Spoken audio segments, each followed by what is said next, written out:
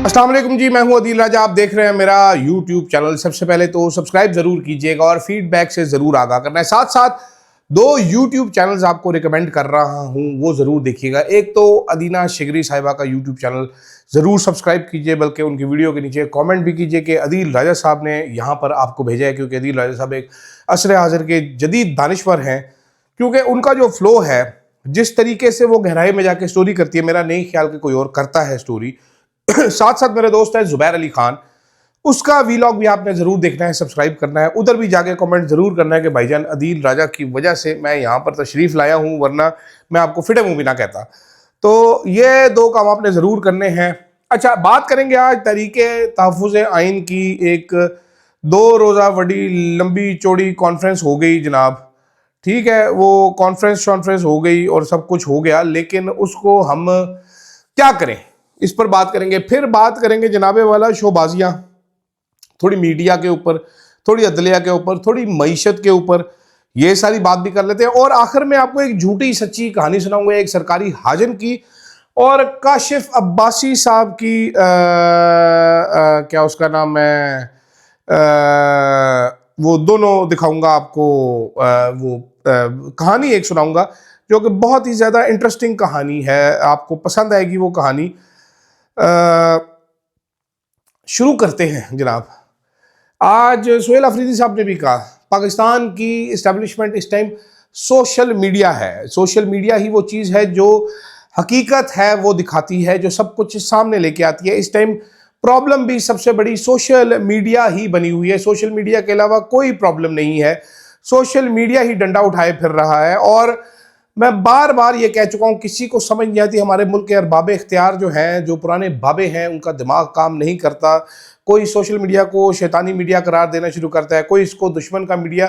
आप ज़बान खल्क को नकारा खुदा नहीं समझ रहे, आपको ये समझ नहीं आ रही। आपकी बेशतर से ज़्यादा प्रॉब्लम्स का मसला ही ये है। महमूद खान अचकज़ई साहब ने भी यही कहा है जनाब, दरख्वास्त की है उन्होंने, महमूद खान अचकज़ई साहब ने, कि सोशल मीडिया वाले ज़रा थोड़ी सी मेहरबानी रखें, लोगों की माओ बहनों को ना छिकें जनाब। अपने माँ और बहन की इज़्ज़त करें तो बाकियों की माँ और बहनों की इज़्ज़त होगी। लटरम पटरम ये बातें हुई हैं।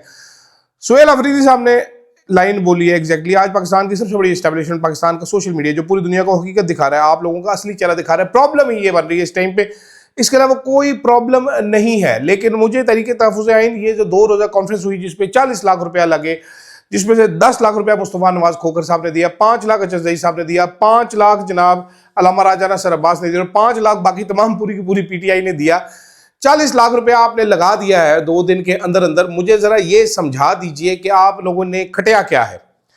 अब मैंने पूरा एलामिया पढ़ने की ज़हमत ही नहीं की, क्योंकि मैं आपकी तकरीरें सुन रहा था। अभी तक लाया अमल कोई नहीं आया। ये करना है, ये करना है, इमरान खान का वो करना है, ऐसा करना है। इतने मुश्किल से फॉन्ट में लिख के आपने जारी तो कर दिए पर्चे ना, पर्चे तो 3 जारी हो गए, but what is it that you have that you want to do.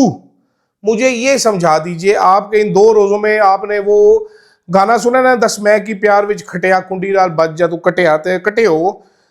लाए अमल क्या है, प्लान ऑफ एक्शन क्या है? There is no plan of action, this is the problem. ये बड़ी प्रॉब्लम एक बनती जा रही है तरीके इंसाफ की, कि प्लान ऑफ एक्शन नहीं दे पा रहे। महमूद खान अचकज़ई साहब भी हर थोड़ी देर बाद एक ड्रावा डाल देते हैं कि हम ये कर देंगे, हम वो कर देंगे, हम गाली नहीं देंगे, हम ऐसा नहीं करेंगे। सर करेंगे क्या आप? मैं आपसे ये जानना चाहता हूँ। महमूद खान अचकज़ई साहब कि जो आखिरी वो था, हम ऐलान करते हैं ना, हम डंडे उठाएंगे ना, हम किसी को गाली देंगे ना, हम गोली मारेंगे। अगर आपने हमारी पुरअमन जदोजहद को तशद्दुद से रोकने की कोशिश की तो बात आगे निकल जाएगी। शुरू तो करें, कब शुरू करेंगे? जैसे कि मैंने चंद दिन पहले एक वीलॉग किया था जनाबे वाला, कि अब ठंड बहुत आ गई है, अब फरवरी में रोज़े शुरू हो जाएंगे, रोज़ों के बाद ईद आ जाएगी, ईद के बाद लोग क्योंकि 15 दिन बिजी होंगे, उसके बाद बड़ी ईद की तैयारियां शुरू हो जाएंगी। बड़ी ईद गुजरेगी तो गर्मी आ चुकी होगी, गर्मी गुजरेगी तो सैलाब आ चुके होंगे, सैलाब गुजरेगी तो फिर ठंड आ चुकी होगी, बीच में शबरातें भी आ जाएंगी, बीच में लटरम पटरम फलाने टमकाने क्रिसमसें भी आ जाएंगी, सब कुछ आ जाएगा। तो आपने तहरीक कब चलानी है? सवाल ये बनता है।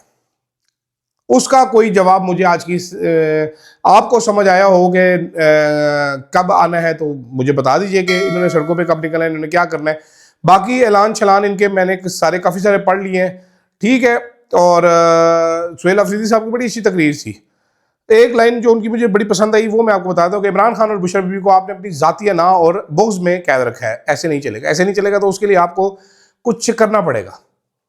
कुछ करना पड़ेगा आपको, लाजमन ना लाजमन कुछ करना पड़ेगा। सुहेल अफरीदी साहब ने और भी ये बोला है कि लंदन में बंद कमरों में बैठकर रजीम चेंज का फैसला करेंगे तो मईशत और सूबों का हाल यही होगा जो आज है। ऊपर वो लोग बैठा दिए जो खैबर पख्तूनख्वा से मुसलसल इम्तियाजी सलूक करें। एक वज़ीर आज़म के लिए एयरफोर्स का जहाज़, दूसरे का पासपोर्ट तक ब्लॉक। साकिब शरानी साहब बड़े वेल रिस्पेक्टेड ऑथर हैं, ये इकोनॉमिस्ट है, इन्होंने भी तकरीर की। इन्होंने कहा मैं पिछले 23 साल से मईशत को कवर कर रहा हूँ, इतनी बदहाली पहले कभी नहीं देखी जो इन 3 सालों में देखी। शरह नमू यानी ग्रोथ 1.7 पाकिस्तान की तारीख की कम तरीन शरह नमू है। सरमायाकारी कम तरीन सतह पर पहुंची। हंसी इसलिए आ रही मुझे इसमें शहबाज शरीफ साहब की शोबाजियां याद आ जाती। गुर्बत की शरह 45% पर जा पहुंची, यानी कि तकरीबन 12 करोड़ लोग पाकिस्तान में गरीब हैं। 23 साल में ये बुलंद तरीन सतह। बेरोजगारी 22% पर जा पहुंची है। ये अब मैं सुबह भी आपको 7.1 सरकारी फिक्र दे रहा था। 22% of the people have no jobs.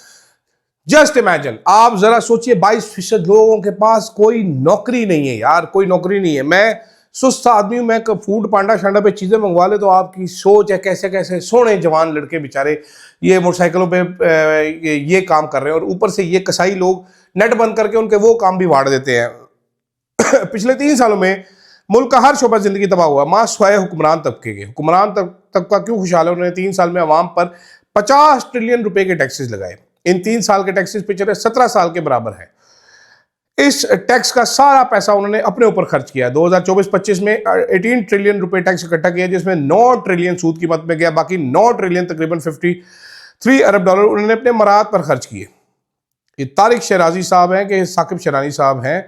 Tariq शराजी, sorry मैं साकिब शरानी बोला, तारिक शराजी साहब जो हैं ये इनकी गुफ्तगू है, या पता नहीं साकिब शरानी में मिक्स हो गया नाम, बस ये तारिक शराजी है। डन, छोड़ दें आप, बाकी चीजें छोड़ दे। ये हालात है। ऊपर से वो पीआईए का इश्तिहार देते हैं जनाब के पीआईए हम बेचने लगे हैं, तरक्की का एक नया सफर शुरू होने लगा है, हम बेच देंगे तो उसकी तरक्की हो जाएगी। सारी बात है जी, आप बेच देंगे तो तरक्की हो जाएगी ना, आप रखेंगे तो कैसे तरक्की होगी? सोनियो। ऊपर से मीडिया का सुन ले जरा, मीडिया का हाल। काशिफ अब्बासी साहब ने बोला, आज उन्होंने भी शिरकत की, काशिफ अब्बासी साहब ने। अच्छा हाँ, एक और चीज मैं आपको वैसे खबर देता चलूं कि तहरीक इंसाफ के जराए ये दावा करते हैं, कुछ लोग बताते हैं तहरीक इंसाफ के जराए का खुले, वो कहते हैं जी हमारे ऊपर तकरीबन 65,000 FIRs की गई हैं, 65,000, और हमारा 22 से 25,000 कारकुन हमारा गिरफ्तार किया गया। उसके बावजूद हमारी जमात टूट नहीं रही, झुक नहीं रही, पॉपुलैरिटी को फर्क नहीं पड़ा, वोट बैंकों को फर्क नहीं कर रहा। असल मसला ये है। ये एक पीस ऑफ इन्फॉर्मेशन। अच्छा, काशिफ अब्बासी साहब पे आते हैं। काशिफ अब्बासी साहब ने कहा जी इस वक्त जो निज़ाम है इसको मिनी मार्शल लॉ कहा जाए तो ज़्यादा बेहतर है। मीडिया पर इससे पहले भी पाबंदियां लिखती रही, लेकिन जब से हुकूमत और फौज एक पेज पर आए हैं हालात बहुत बुरे हैं। साफियों को सिर्फ ऑफलाइन नहीं किया जा रहा, उन पर FIRs, अगवा, उनके बैंक अकाउंट भी बंद किए जा रहे हैं। मैं पाकिस्तान के बेहतरीन टैक्स देने वालों में से हूँ, लेकिन ऑफलाइन के बाद मुझे FBR से नोटिस है। FBR ने मेरा नाम ECL में डाला तो मैं बाहर नहीं जा सकता। मेरी बीवी के अकाउंट फ्रीज किए गए। पिछली हुकूमत में जब पीका लगा तो हम पार्लियामेंट के सामने कैंप लगाया, एहतजाज करते थे, अब वो भी नहीं कर सकते हम। ठीक है, तो जनाबे वाला उन्होंने ये कहा कि पहला बैन मेरे पे 2007 में लगा था, फिर 2020 में ब्लास्फेमी के इल्जाम लगे, मस्जिदों में मेरे खिलाफ तकरीरें, ये भुगतते आ रहे हैं। लेकिन ये पिछले 3 सालों में मामलात बहुत ज़्यादा, सख्ती बहुत ज़्यादा आई। अच्छा, काशिफ साहब ने ये गुफ्तगू कर दी तो हमारी एक झूठी कहानी आपको इसमें भी सुनाऊंगा, क्योंकि मैं झूठ बहुत फरावानी से बोलता हूँ। तो ये समझे झूठी कहानी एक सरकारी हाजन की और उसके बांदर की, टकले बांदर की। अब वो सारा, क्योंकि हर तरफ से काशिफ अब्बासी के ऊपर ट्वीटें होना शुरू हो गई जनाब कि काशिफ अब्बासी ने ये कह दिया। काशिफ अब्बासी की बात में वजन भी है, तो वो सरकारी हाजन को कैसे बर्दाश्त होता है? उसने अपने बांदर को कहा चल बांदर ये भी मेरे मुतालिक बना दे। अब आपको ये ट्वीट पढ़ के अंदाजा हो जाएगा कि उस दिन मैंने आपको खबर दी थी कि काशिफ अब्बासी के बारे में जब बात हो रही थी कि इसका नाम ECL से निकलवाएं, सागदार साहब को एक खातून ने कहा, वहां पर काफी सारे सहाफी थे, हामिद मीर भी वहां पर मौजूद थे, तो कैसे एक खातून सहाफन ने उस सारी गुफ्तगू को अपने ऊपर मोड़ा। तो ये जनाब ये तहरीर पढ़िए, मैं तहरीर क्या है जी, एक बहुत बड़ी दस्तावेज है जी, पूरी है। काशिफ अब्बासी की ये गुफ्तगू सुनी तो मेरा जहन माजी में चला गया। जुलाई 2018 में जब आज टीवी की इंतजामिया ने आसमा शिराजी को फोन करके कहा नवाज शरीफ और मरीम नवाज लंदन से गिरफ्तारी देने पाकिस्तान ने आपका वीजा लगा हुआ है, किसी और के पास नहीं है, फौरन लंदन चली जाए क्योंकि सारा मीडिया इस जहाज पर वापस आ रहा है। आसमा शिराजी लंदन चले गई, इंटरव्यू किए, लेकिन सिर्फ जनरल फैज ने मालकान को फोन करके कहा इंटरव्यू नहीं चलेंगे। सारी फ्लाइट एंकर तो साफियों से फुल थी, मगर जब आसमा शिराजी वापस पहुंची तो उनके लैंड करने से पहले हर तरफ उनके खिलाफ सोशल मीडिया पर कैंपेन का तूफान आ रहा था। बाकी साफ जिम्मेदारी पूरी कर रहे थे, सिर्फ आसमा शिराजी ने गलत किया। वापसी के चंद रोज बाद आसमा शिराजी को रब्ता करके बताया गया कि आपके नाम पर इदारे ने क्रॉस लगा दिया, अब आप नहीं बचेंगी।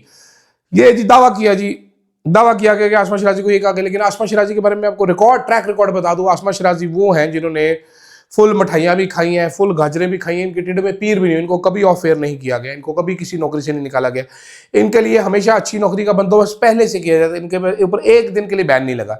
इलेक्शन के बाद इमरान खान साहब की हुकूमत आई तो बैंक से कॉल आई कि आपके बैंक स्टेटमेंट निकलवाई गई, आसमा शिराजी का मुकम्मल टैक्स ऑडिट हुआ, इनके वालदा बहन भाइयों के अकाउंट्स के ऑडिट हुआ। आसमा शिराजी के एक करीबी दोस्त एसेट रिकवरी यूनिट में थे, उन्होंने बताया कि हमने अहकामात के मुताबिक आसमा शिराजी के खिलाफ पूरा यूरोप अमेरिका छान मारा मगर कुछ नहीं मिला। इन दोनों आसमा शिराजी के घर में 2 नामालूम अफराद घुसे, एक शख्स के साथ वाली घर से रैकी करने की निशानदेही हुई। पुलिस ने आसमा शिराजी और मोहल्ले के मोतबर लोगों को जमा किया और कहा आपको मालूम है कौन कर रहा है, हम इनका कुछ नहीं कर सकते। ये वाकया मुझे क्रिएट किया हुआ ज्यादा लग रहा है, मैं मान लेता हूँ चले आज से पहले इसका कभी जिक्र नहीं हुआ ना, आसमा शिराजी तो रो के पूरा महला इकट्ठा कर लेना था। तो ये भी झूठ सोशल मीडिया पर आए रोज कैंपेन के बाद एक कॉलम को बेबुनियाद बनाकर नेशनल ब्रॉडकास्ट पर आसमा शिराजी के खिलाफ प्रेस कॉन्फ्रेंस की। इंतहाई घटिया कॉलम था, उस पर प्रेस कॉन्फ्रेंस बनती थी, बल्कि जिस इदारे में बैठे हुए उस इदारे को घटिया कॉलम छापना ही नहीं चाहिए था। अच्छा जी, इससे पहले आसमा शिराजी का ट्रेंड हामिद मीर और आसमा शिराजी के खिलाफ चला। असदतूर मामले पर प्रेस कॉन्फ्रेंस के बाहर तकरीर करने पर आसमा शिराजी और हामिद के बगावत के मुकदमा, आसमा शिराजी पे कोई मुकदमा नहीं हुआ। आसमा शिराजी साहिबा का जो ये बैंक स्टेटमेंट है ये भी आपको सच्चा वाक़या सुना दो। इस तकरीर के बाद आसमा शिराजी साहिबा इस्लामाबाद के सेक्टर कमांडर साहब के पास पेश हुई, वहां पर जाके उनको कहा सर ये हामिद मीर ने तकरीर किया, आपने मेरे ऊपर ये हो रहा है। उन्होंने कहा जी हमने तो कुछ भी नहीं किया। उन्होंने कहा सर वो देखे मेरा ऑडिट खुला हुआ है, सर वो मेरा घर मैंने लिया है कैफेड में, सर वो उसका मनी ट्रेल मेरे से मांग रहे, तो ये प्लीज नोटिस वापस कराएं। वो साहब बड़े शरीफ आदमी थे जो उन्होंने नोटिस इनका वापस कराया। और ये मैं बहुत सारे इस वाकये के शाहिदीन को जानता हूँ, हॉर्सेस माउथ में आपको बता रहा हूँ ये वाकया कि ये रो धो के इन्होंने वहां से ये नोटिस वापस कराए। तो उन्होंने खैर सब कुछ कहा गया, मगर अब उन्होंने कहा तब ठीक था। कई साफी दोस्तों के घर पीटीआई के रहनुमा बैठकर प्लानिंग करते थे आसमा शिराजी की किरदार कशी कैसे करनी है, इल्जाम कैसे लगाना है, ट्रेंड क्या होना चाहिए। इस दौरान कई साफी दोस्तों ने पीटीआई की कुर्बत में आसमा शिराजी का सोशल बाइकआउट शुरू कर दी। यहां पर रोक देते हैं। अब तक कोशिश क्या की गई है? कोशिश ये की गई है कि जी ये सारी कहानी जो आज काशिफवासी चल रहा था, नहीं जी नहीं, और जुल्म हुआ है तो जी ये सरकारी हाजन पे हुआ है जुल्म। अब मैं आपको झूठी कहानी सुनाता हूँ। झूठी कहानी के जो जिक्र कर रहे हैं हाजी साहब, वैसे तो सारी कहानी झूठी थी, हाजी साहब जो जिक्र कर रहे हैं मुफ्त के हाजी ये भी करके आए थे। खैर क्योंकि सरकारी हाजन को जब कहा गया था कि हज फ्री का करना है, उन्होंने कहा जी अकेले तो नहीं करना, फिर मेरे खावंद को भी हज कराएंगे। तो फिर उन्होंने कहा, रहमान मलिक साहब ने कहा हाँ बिल्कुल जी बिस्मिल्लाह करो, आओ जी करते हैं। और ये कहते हैं कि जी हमें सऊदी एम्बेसी ने किया था, हम पैसे जमा कराते हैं। सऊदी जो रॉयल हज होता है वो पैसे नहीं लिया करते, ये रहमानी हज था, कोई बात नहीं। लेकिन ये जो इशारा किया जा रहा है कि कई दोस्त प्लानिंग करते थे, ट्रेंड क्या होता है, ये इशारा किया जा रहा है काशिफवासी और मेहर बुखारी की तरफ। मैं आपको बिल्कुल कंफर्म बता सकता हूं कि ये सरकारी हाजन बहुत सारे अपने दोस्तों यारों को कहती चली आ रही है, काफ़ी दिनों से कैंपेन कर रही है कि जी मैं जब पीटीआई की हुकूमत तो काशिफ अब्बासी साहब के घर बैठ के प्लानिंग होती थी मेरे खिलाफ, और वहां से चलते थे। मेरे को नहीं मालूम कि काशिफ अब्बासी साहब को ये बात पता है कि नहीं पता, क्योंकि ये तो झूठी स्टोरी है, इसमें सच तो है ही कुछ नहीं। ये मैं तखय्युल की फरमाइशें सुना रहा हूँ आपको, परवाज़ें दिखा रहा हूँ। लेकिन ये इतना खन्नास किसी के दिमाग में भरा हो कि एक बंदा जो ऑफ एयर है, जिसका नाम ECL में है, जिसके ऊपर मुतअद्दिद इंक्वायरियाँ खुली हुई हैं, जिसके अकाउंट्स उसकी बीवी के फ्रीज किए गए हैं, उसने अगर आके साल बाद, मेरा तो काशिफ अब्बासी से शिकायत ही है कि यार मुंह में जलेबियां डाल के बैठे हुए हैं, बोले जरा क्या हो रहा है, पता चले लोगों को। You should always speak up, put everything on record, बजाय इसके कुकू कोड़े बन के आप घर में बैठ के कुत्ते नहलाते रहते हैं। वो कुत्ते नहलाते इसलिए क्योंकि उनके पास 5 कुत्ते, वो नहलाते रहते हैं। मेरे पास, मेरे से ज्यादा कुत्ते हैं काशिफ अब्बासी के पास। तो नहीं बोल रहे थे, तो आज वो बोला है 1 साल बाद, तो वो अपना भंग बोसड़ा लेके आके कहा साढ़े नाल बड़ा जुल्म है, साढ़े नाल बड़ा जुल्म है। वो आपको पता है ना, वो मैन हुआ जो हॉस्पिटल वो पढ़ते थे कि जी हर बीमारी थी, ये भी मैन हुआ जो हॉस्पिटल है, ये इसके साथ काशिफवासी का जुल्म हो, हाय मेरे नाल जरा जुल्म होया सी, तनु मैं की दसा बड़ा। मेरा अगर मेरे नानी की मूछे होती तो वो नाना होते, ये वो कहानी है। तो ये पूरी कोशिश की गई है कि कहानी हमारी बन जाए जी। काशिफ अब्बासी तो वह भी फालतू आदमी है, बेकार आदमी है, जानबूझ के घर बैठा हुआ है, लेकिन असल में जुल्म तो हमारे साथ हुआ है। इस तमाम दौर में हाजन साहबा ने सरकारी फ़ायदे उठाए, बड़ा घर खरीदा, उसको गिरा के उसको दोबारा नया बनाया, नोटिस आया तो मैंने आपको बता दिया कि इस ताकतवर आदमी के पास जाके वो नोटिस वापस करवाया। ये पुरानी बातें मैं बता रहा हूँ, इमरान खान के दौर की बातें मैं बता रहा हूँ, मैं कोई आज की कल की बातें नहीं बता रहा, ठीक है। कोई एक जगह पे नौकरी से नहीं फारिग हुई हाजन साहिबा, हर जगह पे टिका के नौकरी की, और पहली नौकरी खत्म होती दूसरी नौकरी का पहले से बंदोबस्त होता है। ऐसे होते हैं, इनको कहते हैं गुप्त असासे। ये गुप्त असासा जात है, ये इंडिपेंडेंट साफी नहीं है, गुप्त असासा जात है। उसके बावजूद हाय मैं लुटेगी, हाय मैं बर्बाद होगी, हाय हाय हाय हाय हाय हाय, ये हर टाइम चलता रहता है। हत्ता के यहाँ तक आपको कंफर्मेशन बन जाता है कि पिछले दिनों जो शहबाज गिल साहब जो सख्त लौंडे बने हुए हैं, बड़े गलत आदमी हैं, वो कैंपेन जो चला रहे थे, जो कि मेरी नज़र में कोई बड़ी कैंपेन नहीं थी, उसके ऊपर फोन कर करके हर एक को कहा कि आपने मेरे हक में ट्वीट क्यों नहीं किया, प्लीज़ मेरे हक में एक ट्वीट करें, प्लीज़ मेरे हक में एक ट्वीट करें। और डिस्क्लेमर आखिर में दोबारा दे रहा हूँ कि ये सारी गलत कहानी थी, सब झूठ था, सब मकर था, सब फरेब था, किसी बात को आपने सच नहीं मानना। मुझे दीजिएगा इजाज़त, अल्लाह हाफिज़।